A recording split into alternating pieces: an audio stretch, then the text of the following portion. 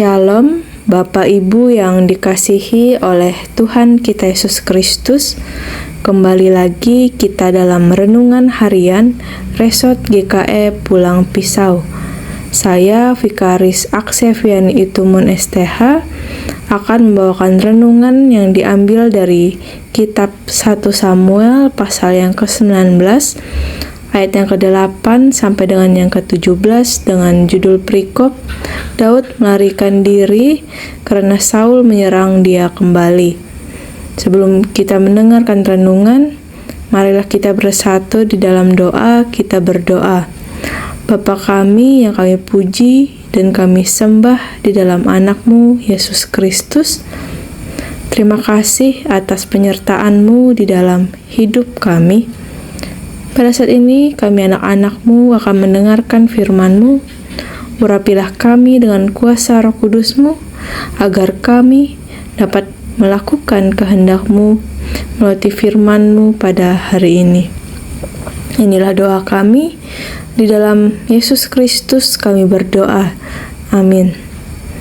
Bapak Ibu yang dikasihi oleh Tuhan kita Yesus Kristus, dalam kita menjalani kehidupan kita masing-masing, pernahkah timbul perasaan iri hati? Iri hati itu dapat dipahami sebagai perasaan tidak senang ketika melihat kelebihan orang lain. Iri hati ditandai dengan rasa tidak nyaman ketika melihat orang lain berhasil, sukses, terkenal, dan berbagai prestasi lainnya. Tentu ketidaknyamanan tersebut berkembang pada sikap curiga atau marah tanpa bisa dijelaskan. Tentu sikap iri hati ini juga terdapat di dalam nas kita pada hari ini. Saul yang pada saat itu adalah seorang raja yang memimpin bangsa yang besar bersikap iri hati kepada Daud yang pada saat itu masih muda. Perasaan yang dialami Saul ini dikarenakan Daud semakin terkenal, apalagi Daud selalu menang di dalam peperangan.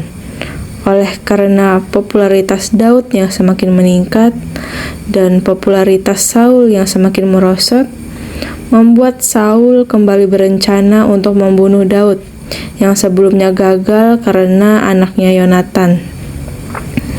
Perhatian Saul sekarang bukan pada bagaimana memerintah bangsanya, tetapi bagaimana untuk membinasakan Daud.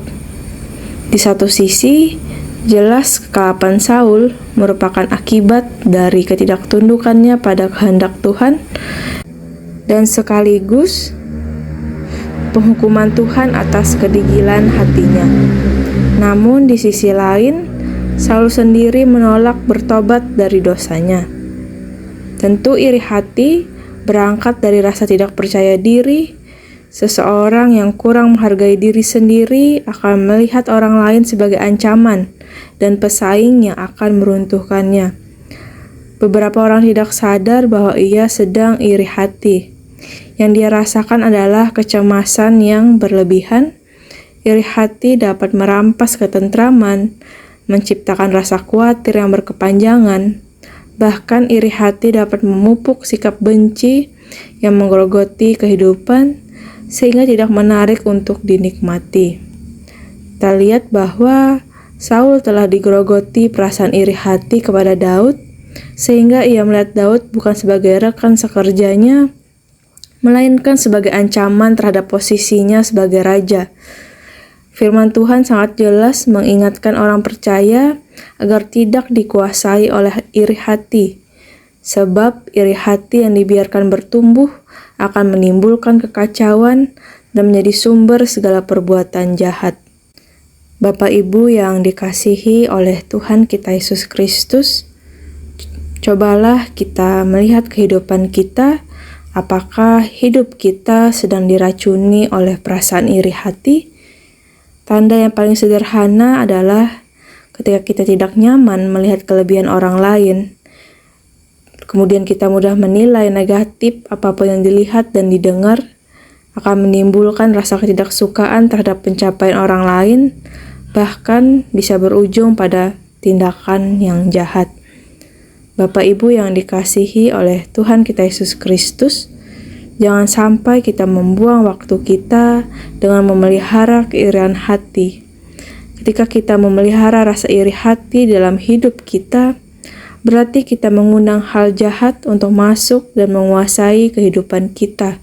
Dan pada akhirnya, hidup kita akan dipenuhi oleh rasa cemas, gusar, dan tidak adanya damai sejahtera. Tetapi ketika kita menolak untuk bersikap iri hati, maka artinya kita mengundang Tuhan untuk berkarya dan berdaulat dalam kehidupan kita. Tuhan memberkati kita. Amin untuk firman Tuhan. Bapak Ibu, marilah kita bersatu di dalam doa. Kita berdoa. Ya Allah Bapa, terima kasih atas firman-Mu yang telah kami dengar pada hari ini. Dari kisah Saul, kami tahu bahwa menyimpan perasaan iri hati akan membuat kehidupan kami akan selalu diliputi rasa cemas dan gusar, yang pada akhirnya membuat kami bertindak secara salah. Kiranya ketika kami menjalani kehidupan kami, tidak akan timbul perasaan iri hati terhadap sesama kami. Kiranya kami selalu mengucap syukur untuk setiap apapun yang kami dapatkan, agar di dalam ucapan syukur kami kepadamu, kami akan selalu merasakan kebaikan-Mu di sepanjang kehidupan kami. Ya Tuhan, pada saat ini kami berdoa bagi jemaat-Mu, GKE Pendohop Tumbang Nusa. Kami berdoa bagi para pelayan yang melayani di tempat ini, para pendeta, vikaris, penatua diakon, guru-guru sekolah minggu, pengurus kategorial, pelayan lainnya ya Tuhan. Berilah mereka kesehatan dan kekuatan di setiap pelayanan yang mereka lakukan. Berkatilah mereka ya Tuhan dalam mereka menjalani kehidupan mereka masing-masing. Kami berdoa juga bagi setiap usaha dan pekerjaan para jemaat-Mu ya Tuhan. Berkatilah setiap usaha dan pekerjaan apapun yang mereka kerjakan, agar apapun hasil yang diperoleh nanti boleh menjadi saluran berkat untuk membangun jemaat-Mu. Sertailah juga pendidikan anak-anak muda dan remaja yang sedang menempuh pendidikan mereka. Biarlah dalam pendidikan yang mereka tempuh dapat membuka jalan bagi mereka agar meraih cita-cita yang mereka inginkan sesuai dengan kehendak-Mu. Dan kami juga berdoa bagi seluruh kehidupan jemaat-Mu, kiranya Engkau juga memberkati seluruh kehidupan mereka ya Tuhan. Kami serahkan doa ini hanya ke dalam tangan-Mu. Di dalam Yesus Kristus kami berdoa dan mengucap syukur. Amin. Selamat beraktivitas, Tuhan Yesus memberkati.